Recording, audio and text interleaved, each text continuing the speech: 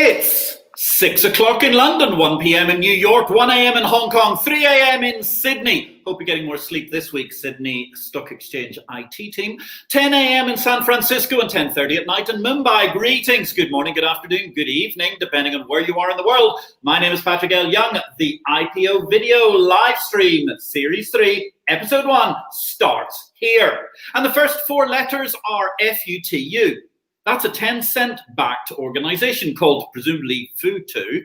It's drawn legions of new users in an online IPO frenzy in Hong Kong in the course of this year. And despite the lack of an Ant Financial IPO, Hong Kong has played host to no fewer than, and remember we've still got a month to go, 125 IPOs this year, raising $39.1 billion so far in the course of 2020, putting it on track in Hong Kong to finish this year with the highest amount of funds raised in the past decade. Meanwhile, there's news from America. The Joe Biden administration is now taking callers and appointing people to positions subject to the scrutiny of Parliament in the United States of America. Of course, Janet Yellen.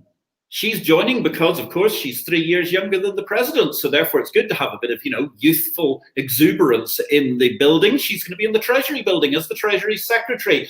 Given her previous history as the woman behind a huge amount of quantitative easing, that's leading to a flurry of quips. And we're asking you a question tonight, ladies and gentlemen. Where will interest rates be by the end of Janet Yellen's term as the US Treasury Secretary? 0%, -1%, -2%, -5%, -10%, or possibly lower. Certainly it seems unlikely that we're going to manage to get anything like a positive yield curve in the course of the near future.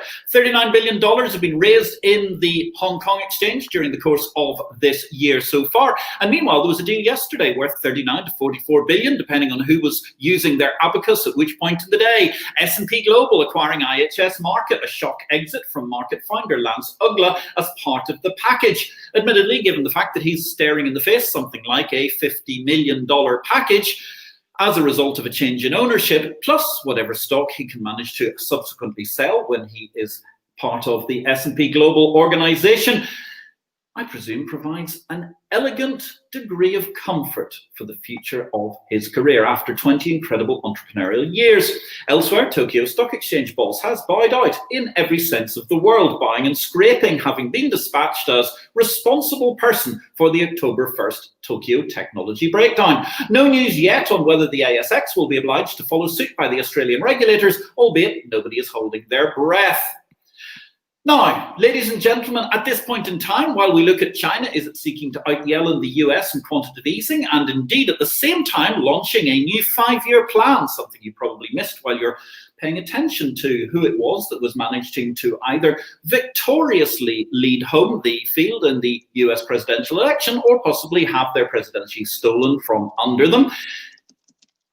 With a zest for central planning, which is not clearly on this show, ladies and gentlemen. We're looking at a more distributed future this evening. Our guest, Dominic Frisby, described by no less than the Spectator as mercurially witty, is the world's only financial writer, comedian, columnist, goldbug, and indeed an all-round general polyglot who is here this evening to talk about a multifaceted range of topics.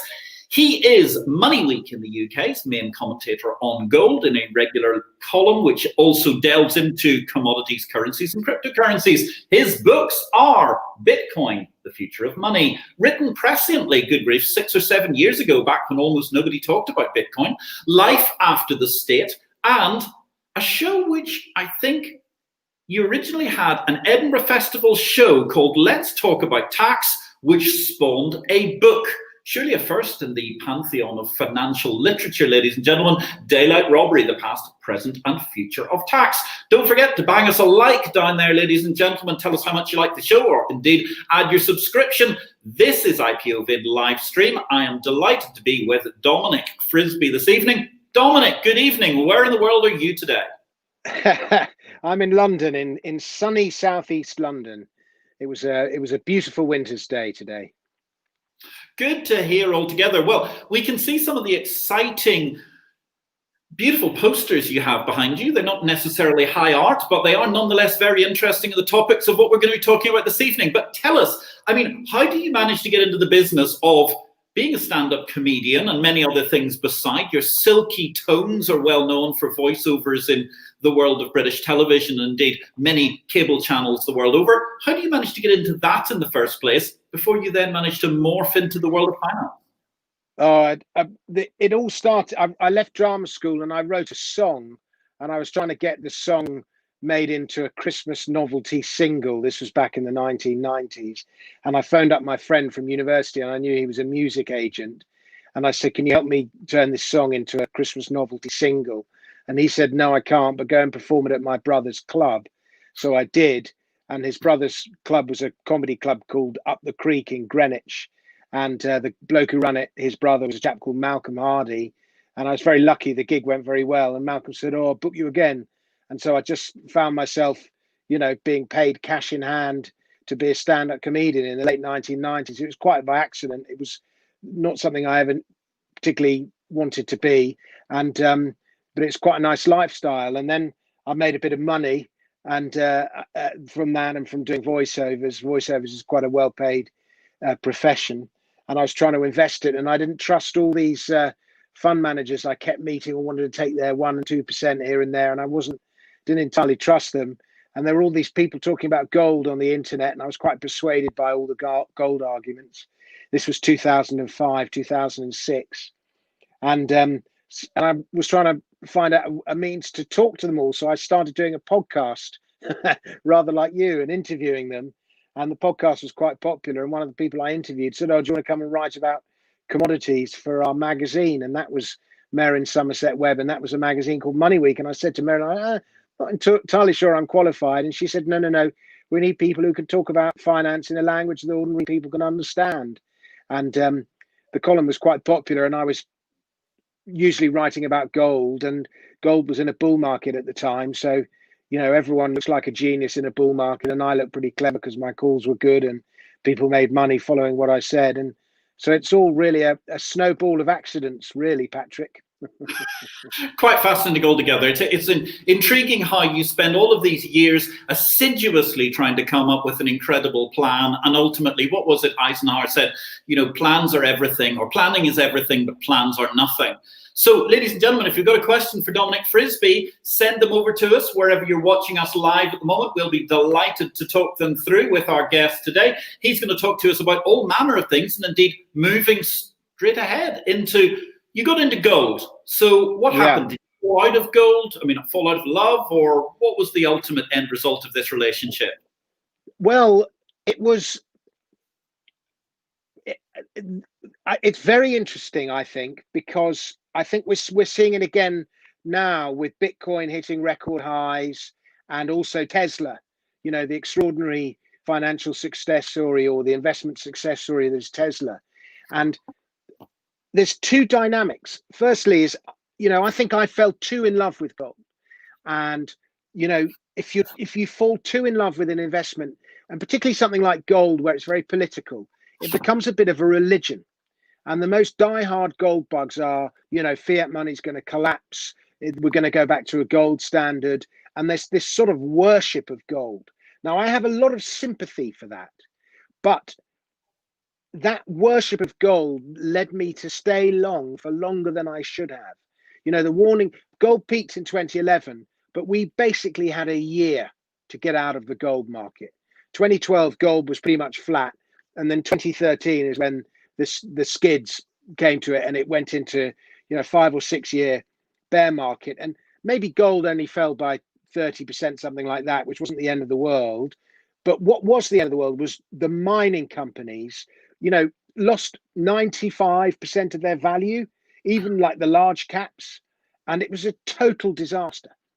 And it, not only were they all losing their value, the S&P, the NASDAQ, there was a huge opportunity cost because you were missing this huge bull market elsewhere. And so I fell too in love with my investment. I was a bit religious about it. And that was, you know, a bit of paid tuition, if you like. And I think we're seeing something similar. We see it with Bitcoin. You know, I love Bitcoin. I think it's fantastic. I really do think it's a great breakthrough, but its biggest zealots are religious about it, you know, and you see them arguing on Twitter, and there's lynch mobs of people who dare criticize, you know, whatever the latest holy creed of Bitcoin is. And it's a similar kind of religion that some people feel about leave or remain with Brexit, or other people feel about Biden and Trump, or whatever the political argument is. But it's you know, it's fanatical. And you see it also with Tesla. Now, Tesla is one of the most amazing promotes, if you like, that the stock market has ever seen.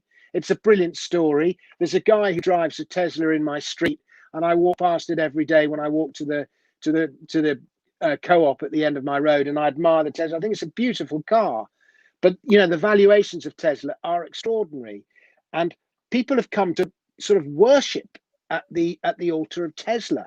And so there are two dynamics. The way to make a lot of money is to find a bull market and go long.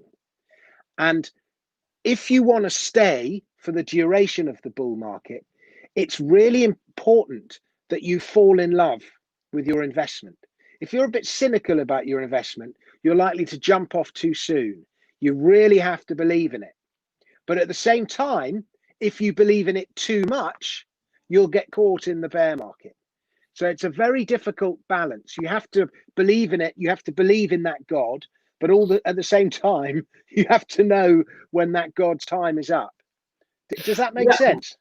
It does. And I mean, it's very interesting because actually, when everybody's reached the total religious fervor, that's when we get these great stories of, you know, whoever it was, Rockefeller, wasn't it, famously deciding that the US stock market had boomed and bubbled in 1929 because the shoe shine. It was actually Joe Kennedy, that was. Sorry, you're absolutely right. It was Joe Kennedy. I knew as soon as I said that I was on the wrong person.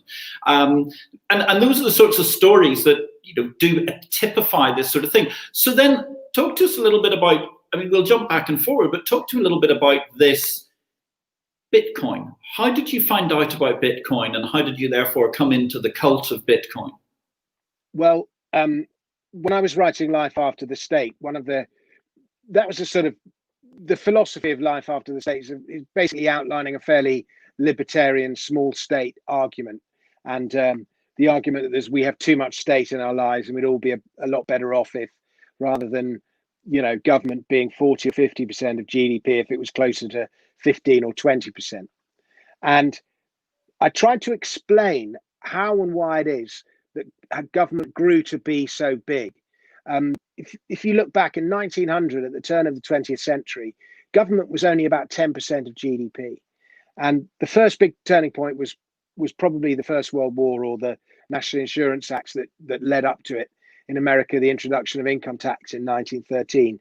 They all sort of happened at once. And then the next big turning point was probably, you know, cleaning up after the First World War. The next big turning was the Second World War. But government just grew and grew and grew.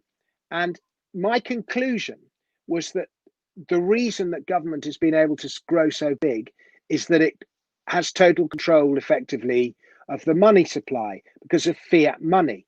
You know, there's no limit to how much fiat money can be printed. The only limitations are placed by the bond market to a certain extent. But there was a much more, under a gold standard, government was much more restricted in what it was able to do because it didn't have the gold to pay for it. And in fact, the UK and the French and the German governments all came off the gold standard in 1914 in order to print the money they needed to pay for that war. Now, if they'd stayed on the gold standard, that war could not have happened to anything like the same extent that it did, because there just wasn't the gold to pay for it. And I think that's an extraordinary fact. And so my conclusion in Life After the State anyway was that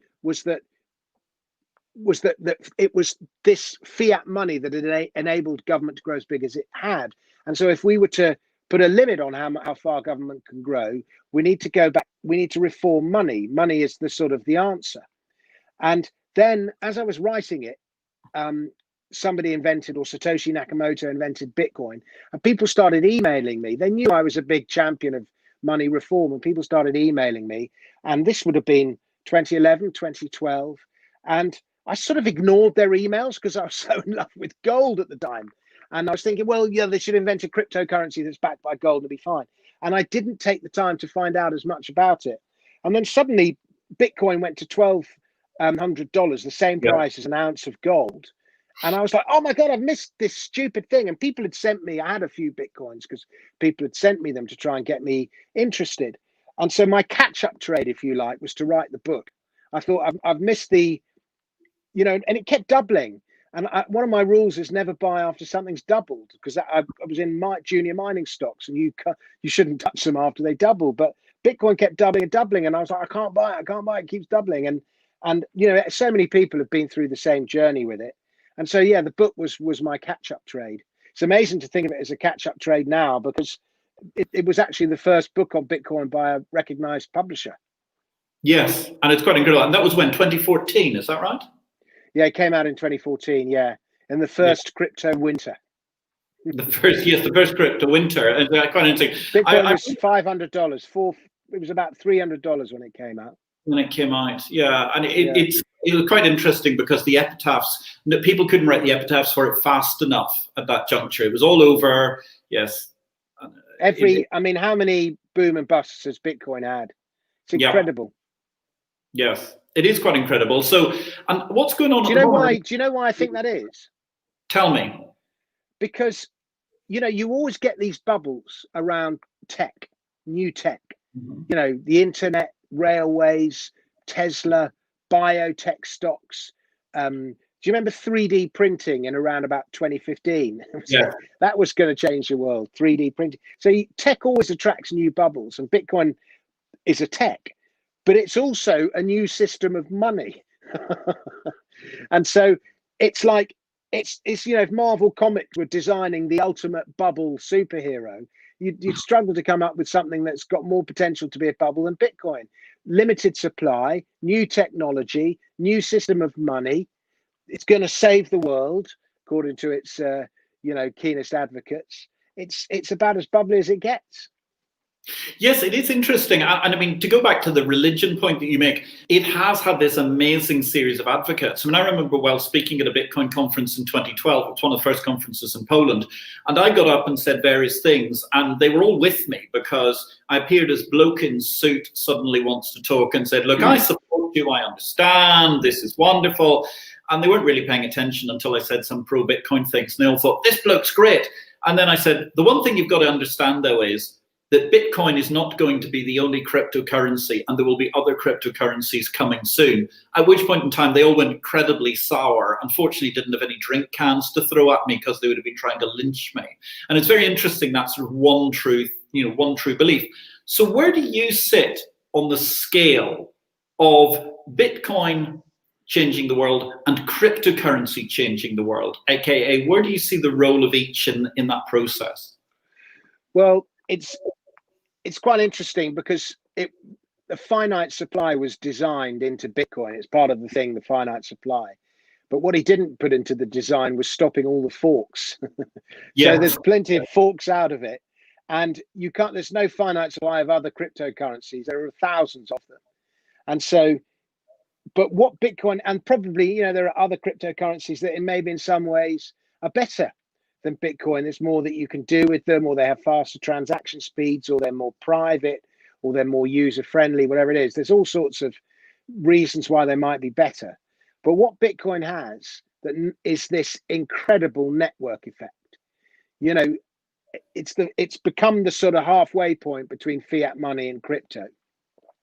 So if you want to buy, you know, Monero or Ethereum or Stellar or whatever it is, you sort of have to buy Bitcoin first, and then, so it's got that thing, but it's just got this network effect, and just don't underestimate the power of a network effect, because, you know, there are probably better search engines than Google. I don't even know. There are probably, but Google's got the network. There are probably, you know, Betamax, it's widely agreed, was probably better than VHS, but VHS had the network. You know, mini disc was probably better than CDs, because you couldn't scratch a mini disc, but CDs were the ones that had the network. You know, they were the ones that were built into every computer or whatever. So Bitcoin's got the network effect, and that's why it's so strong. And all the things that other cryptocurrencies can do, for example, if you want more privacy, well, you can just use a privacy wallet. They're layers that can be put on top of Bitcoin. So at the moment, it's just got this, first mover advantage. When you say cryptocurrency, Bitcoin's almost synonymous with it. And so the other currencies almost don't matter. And when you have a bear market, Bitcoin doesn't fall by as much as the other currencies do. But when you have a bull market, the other currencies go up by more, but they move later. So you can see that when you get a bull market in Bitcoin, you can move into the other currencies, and there's always a catch-up trade there. And I think almost more fortunes might have been made in Ethereum than Bitcoin, because so many people just sold their Bitcoins too soon. But yeah, but it's got the network effect. And so that answers the first part of your question. And I can answer the second part is what role a cryptocurrency is going to have in our future. I think we're just moving into a sort of Hayekian world of numerous currencies. And it's just going to be a reality that on our phones and on our computers, we have lots of wallets or equivalent of wallets, and we'll use fiat money for some things. We'll use our air miles for something else, our co-op supermarket points for something else. And we'll have numerous cryptocurrencies as well.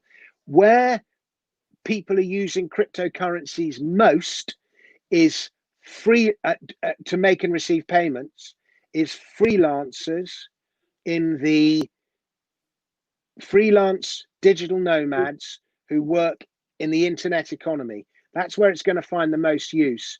I don't think I'm ever going to be using Bitcoin to buy stuff in my local Tesco's. It's money for the internet and cross-border transactions. And so, for example, I recorded an occasional podcast for this guy, and he just lives in another country. It's only like a 50 quid job. And by sending money from 50 quid from one country to another is just a pain in the ass. PayPal's got higher fees. So he just pays me a Bitcoin, and it's just the easiest country for that to effect that simple 50 quid cross-border transaction, the easiest currency, I should say. So that's where it's going to find use, digital nomads. And that's a massively growing workforce, by the way. Absolutely fascinating. Having been a digital nomad in a previous life in the early 1990s, when you had to have a backpack full of cables to go everywhere, whereas nowadays people land and they go, where's the Wi-Fi? They bring out their Wi-Fi divining rods, and there you go. I mean, digital nomadry is so much easier.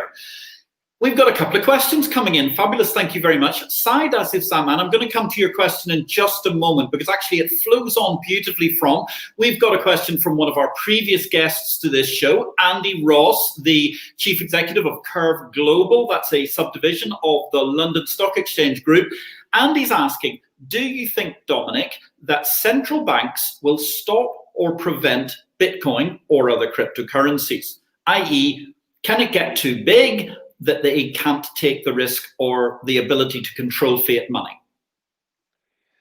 I think, well, I noticed what the FCA have done in England is, in Britain, I should say, starting from January the 3rd, I think it is any form of Bitcoin derivative or proxy, it's become illegal to own.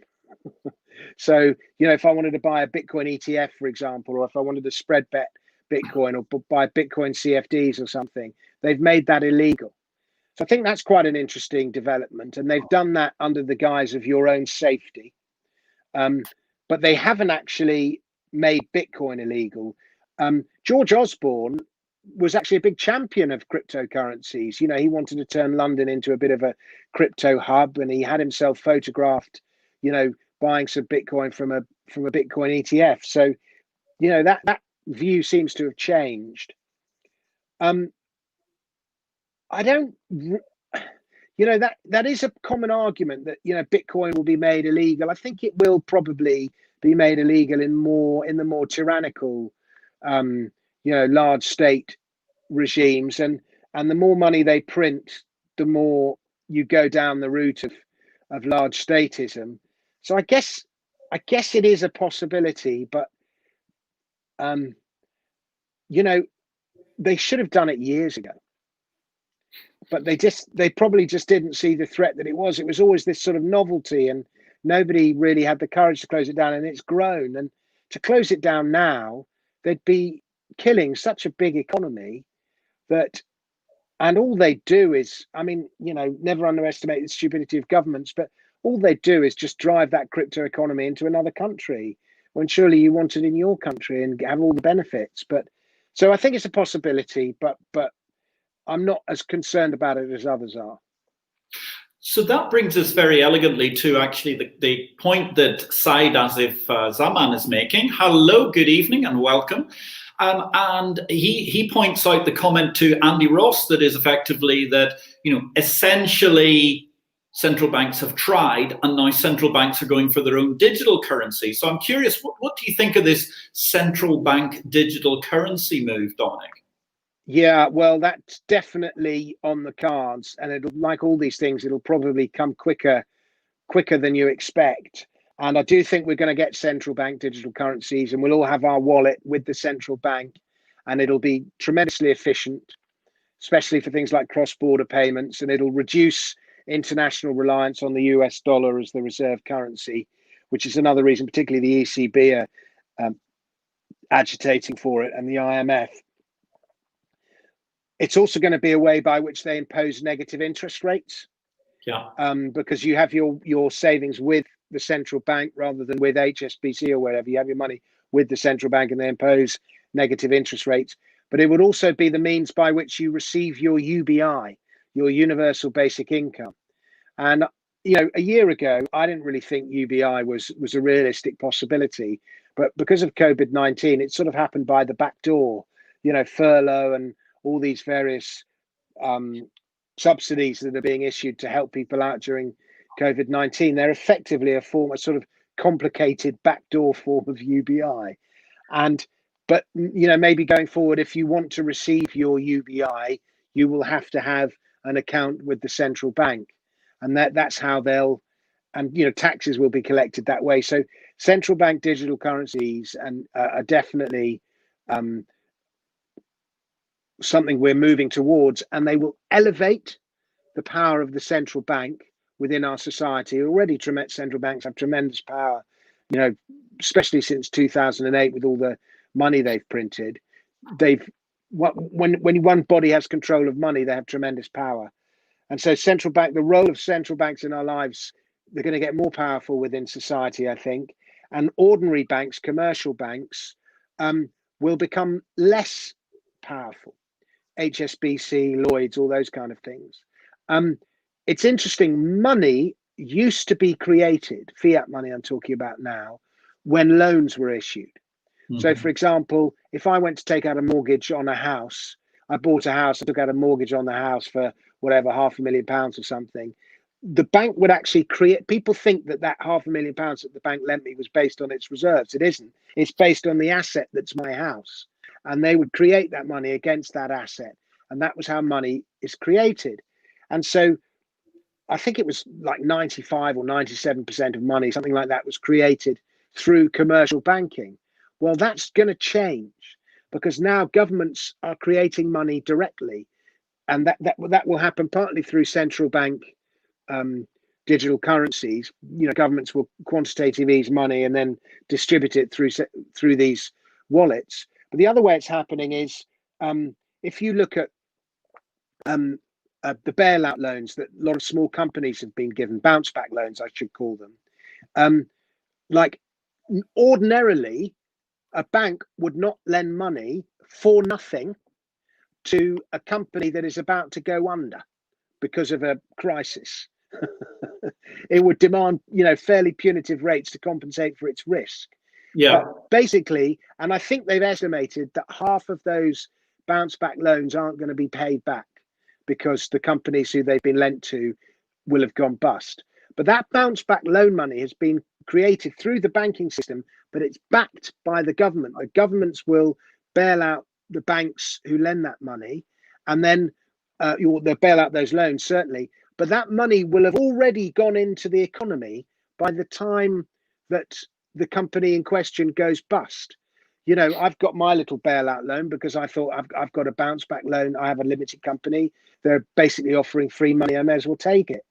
You know, and if I was a struggling business, I haven't, it's just sat there in my bank account at the moment. But if I was a struggling business, I would be spending that money trying to keep the business afloat. So that money has gone into the economy. So it's actually quite inflationary from the point of view of new money making its way into the economy. Maybe it doesn't show up on inflation measures, but it is quite inflationary per se. It's fascinating altogether how these are impacting. And actually, I hadn't thought about it before, but actually, the interesting way government works. So the Ministry of Defence, which really wage wars, the Department of Employment, which deals with unemployment, and now we have bounce back loans, which are money you give to companies that are effectively dead in the water. I haven't thought about it that way before, Dominic. Thank you. It's very, very interesting looking at this. We've got a couple of questions coming from Side once again. Hello, Side. It's great to hear from you this evening. So, Dominic, do you think universal standardization for legislation is necessary, which is missing in crypto trading at the moment? Yeah, that's an interesting question. It's not something I know that much about. Okay. It's funny because universal legislation, for example, they've tried to impose standardization of taxation internationally, and they've never been able to make it happen. Because different countries, different governments in different countries have got different agendas that doesn't necessarily tie in, So they've tried it, but it hasn't worked. But what we've seen with COVID is a sort of, if you look at the reaction of the British government, it wasn't that different to the French government. It wasn't that different to the Italian government. The reactions of all the governments to COVID-19 have been fairly similar, with the exception, certainly in Europe, with the exception of Sweden, which went down its own idiosyncratic, shall we say, route. So we sort of had the standardization of legislation, although by accident.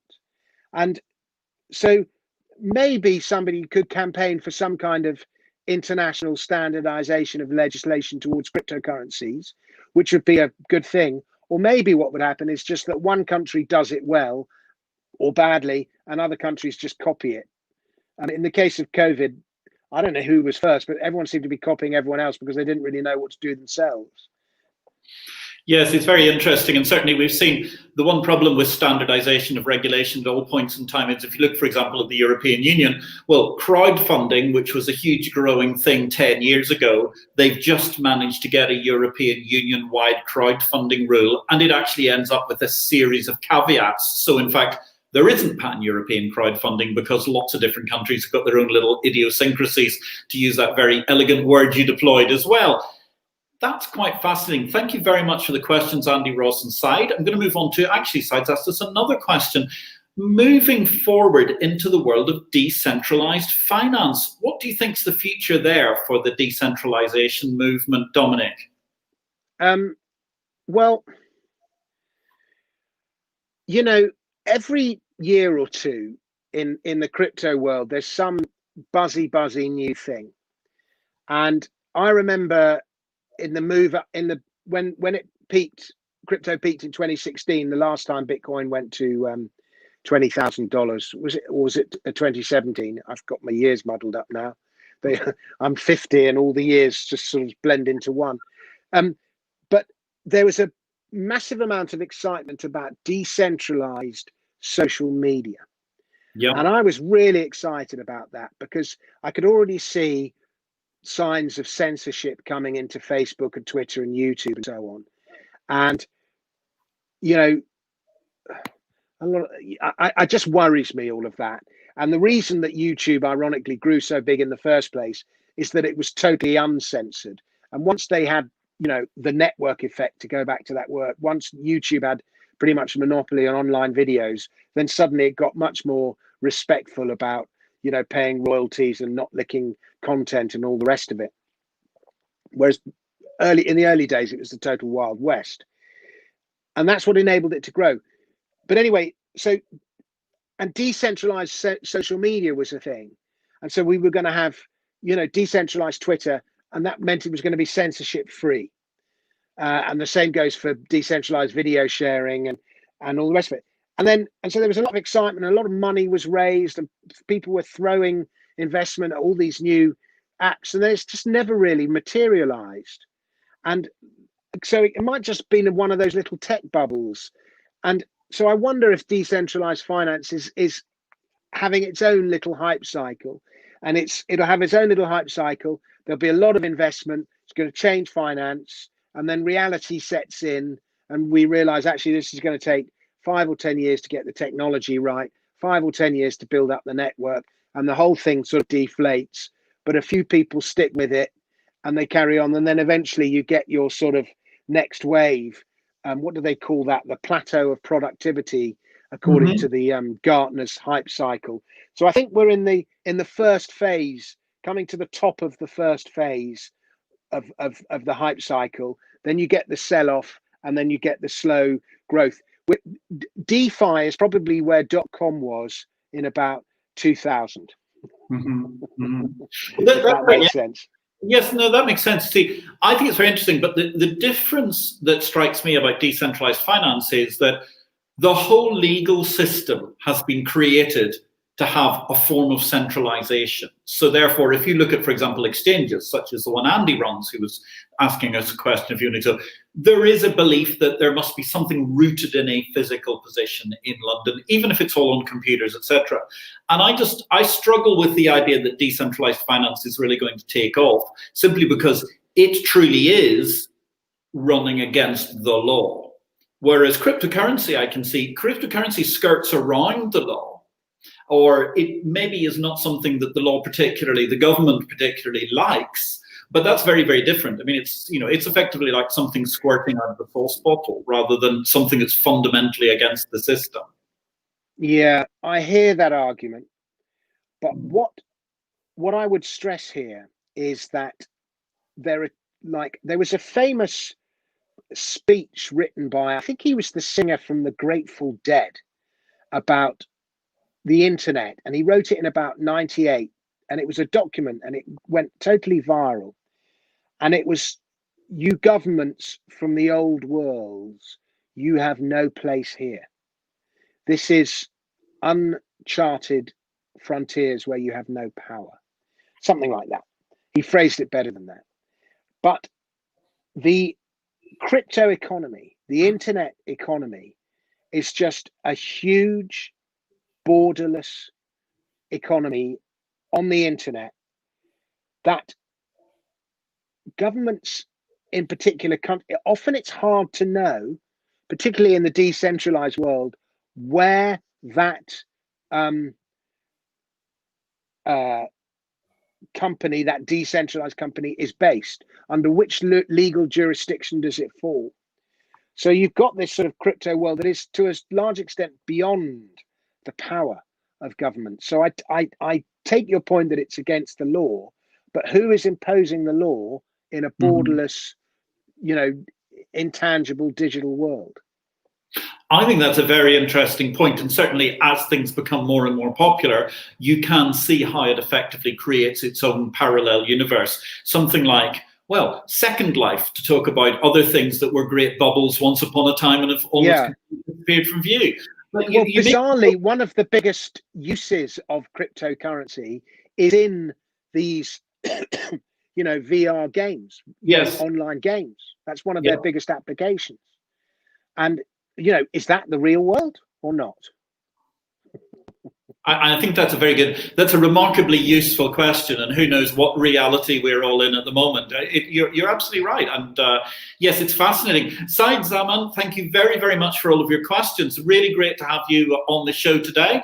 Ladies and gentlemen, don't forget, you can subscribe. Just hit the button below wherever you're watching us in media. We're here on a Tuesday evening with this live stream at 6 p.m. London time, 1 o'clock New York time, 7 p.m. in Central European time. And equally, if you're interested in the world of exchanges, the world of centralized finance, and where it's meeting decentralized finance increasingly, don't forget, subscribe to Exchange Invest, exchangeinvest.com. It is the world's only news service dedicated to markets, financial infrastructure, exchanges et al., and it's edited by my good self. As opposed to, if you want a bit of lighter financial reading, you could always drop in by MoneyWeek, whose columnist Dominic Frisby is with me this evening, and it's a joy to have you, actually. So it's so interesting to hear this, the ideas you have. So run back through me a couple of things, because I got to get to your book on tax, but behind you, what I can see is this fantastic poster, Dominic Frisby's Financial Game Show. Tell us a bit about that. Well, that was a show that I did at the Edinburgh Festival in 2018. Basically, when you do the Edinburgh Festival, you and also when you write a book, you put all this effort into making really nice posters and flyers, or in the case of a book, a really nice cover. And there's a really good graphic designer, really talented guy, and you come up with these brilliant designs. And then as soon as that book's been printed or the show's gone, it's over. And I'm thinking, I've got all these fantastic designs. So, and you can get these lovely canvases printed online. You know, it costs about 25 quid and you get a beautiful canvas. So I like to, every time I've written a book or done a show, I go and get a canvas printed and keep a memento of it. And so that one there you see is Dominic Frisby's Financial Game Show. That was a show I did in 2018.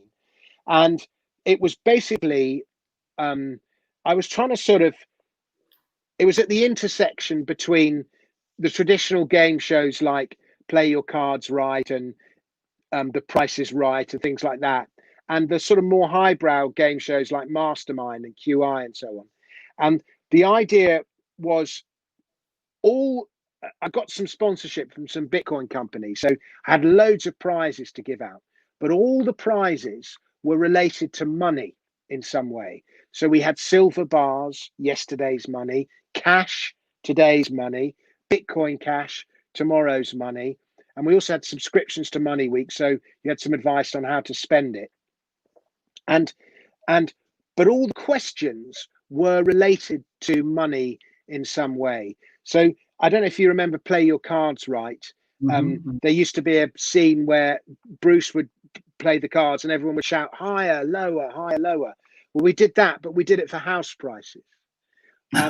And then we had another game, Gappity Gap, which was based on blankety blank, the old thing where you had to fill in the missing word, but it was always famous quotes about money. So, for example, Elizabeth Taylor said, Gap is the best deodorant. And what was the missing word there? And the missing word was money. Money is the best deodorant. So that was another thing. So we all played all sorts of games like that.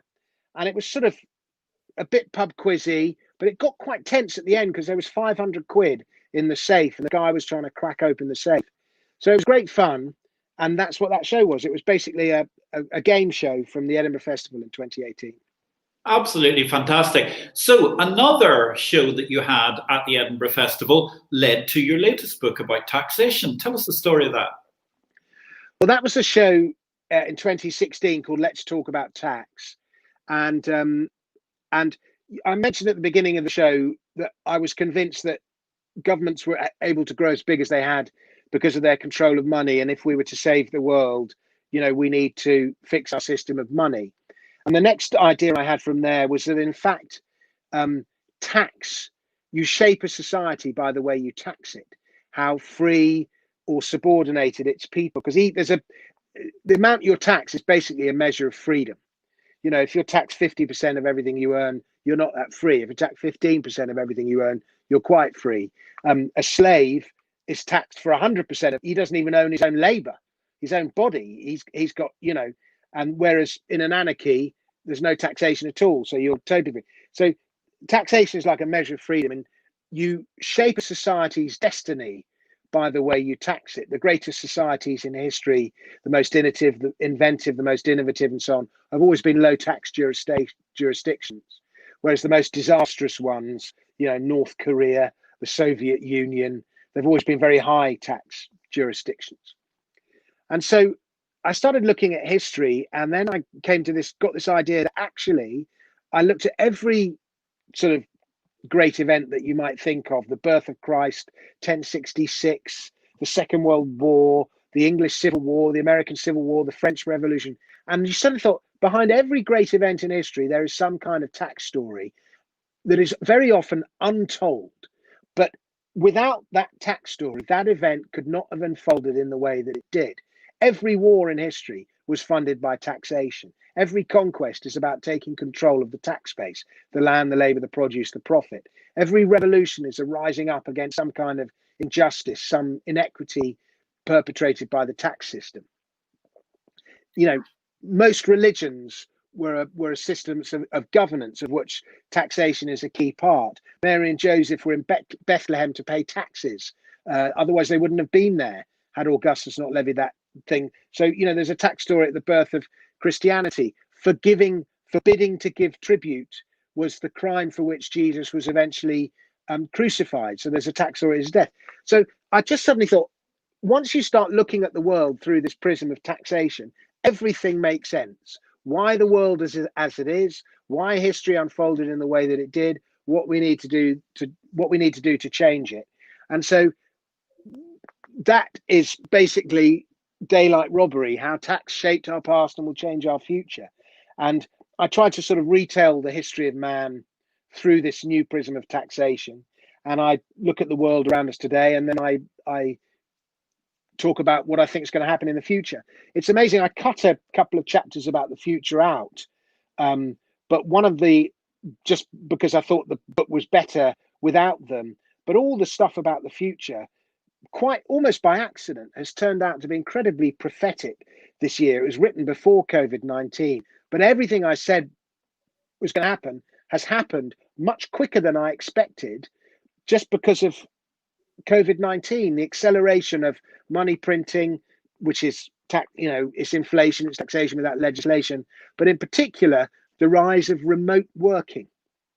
I've always thought this is going to be a big thing. You can, and COVID-19 has normalized remote working, and from remote working to becoming a freelancer to becoming a digital nomad, they're not very big steps. Once you've got over the initial barrier of not actually having to go to work to an office. And so, yeah, these are all things that I talk about in the book. And if I can blow my own trumpet for a bit, it's the best book I've ever written. Well, that's excellent. And it's out in paperback now, I do believe. Not admittedly. Yeah, the hardback came out last year, and the paperback came out like about 2 weeks ago.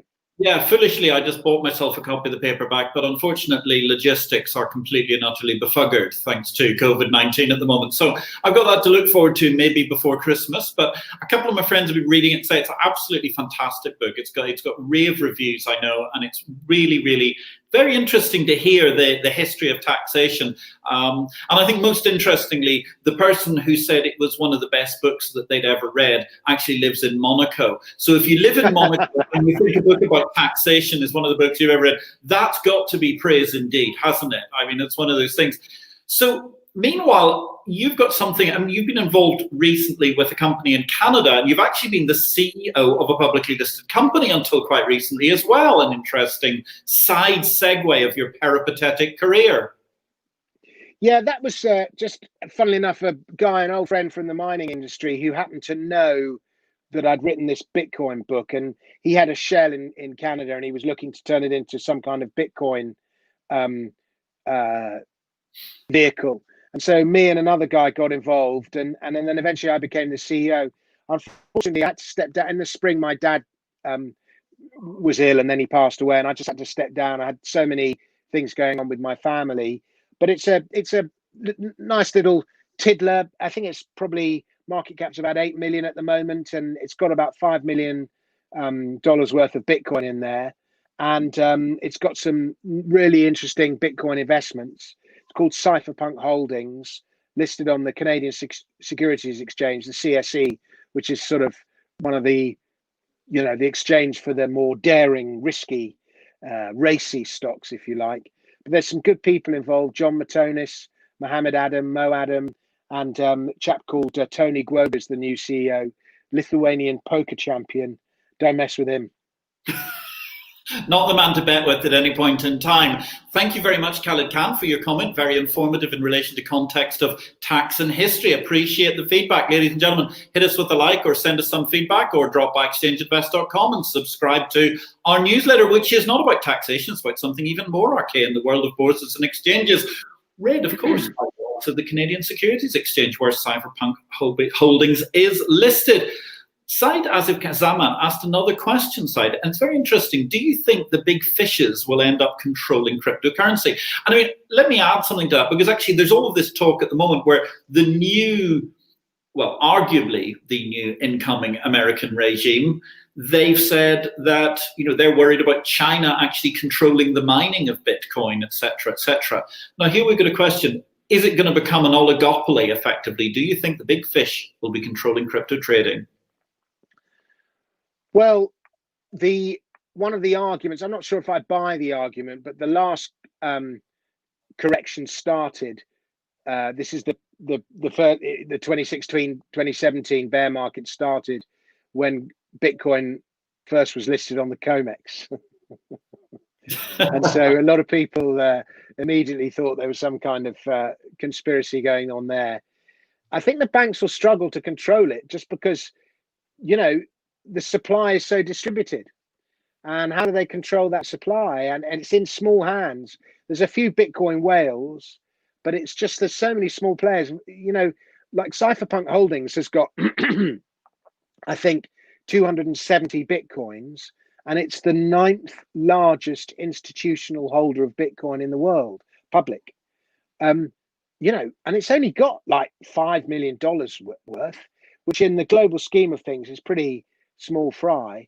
So they'll struggle, but I'm sure they'll do their best. I heard a story, I don't know if it's true, about a boffin, UK boffin, computer boffin, apparently not interested in money. I've never met anyone who's genuinely not interested in money. But anyway, apparently this guy was. And he mined 120,000 Bitcoins. Early in the day when you could mine them, you didn't need huge operations. By the way, as a sideline, I noticed that Venezuela has started its own crypto mining operation. It's got lots of cheap energy, obviously, Venezuela. But the irony of a socialist regime like Venezuela getting into crypto mining, something as libertarian as Bitcoin, is highly ironic. But anyway, this chap who mined them in the early part of this decade has got 120,000. Recently signed a deal with JP Morgan to sell JP Morgan 120,000 Bitcoins at 15,000 a Bitcoin, which works out at roughly $2 billion. So that's a lot, but that means that JP Morgan might have 120,000. So that gives them a certain amount of control. But 120,000 Bitcoins there's going to be 21 million Bitcoins at the moment. There's probably maybe 18 or 19 million. 120,000 is not that many. Mind you, that they've proved in the silver markets they don't actually need to own that much silver in order to influence the price. Well, that's true. But then there's also the wackiness of the London gold market where the LBMA control the world, and actually they just trade bits of paper against each other. And they've been getting very ratty recently, haven't they, with all these people who have like souks and bazaars where they actually have gold. I mean, that seems to be against the rules of the game as they see it. So it's an interesting point about control, quite fascinating. And thank you very much, Michael Charlton. He's going public with the fact that indeed he's been harassing me to make sure that I read this book for years. And he's looking forward to reading it again. So that's a word from Monaco there. Thanks, Mike. It's great to hear from you, as always. Fascinating also about Venezuela, because in fact they've even built a complete blockchain-based, cryptocurrency-based stock market so they can avoid doing anything with US dollars.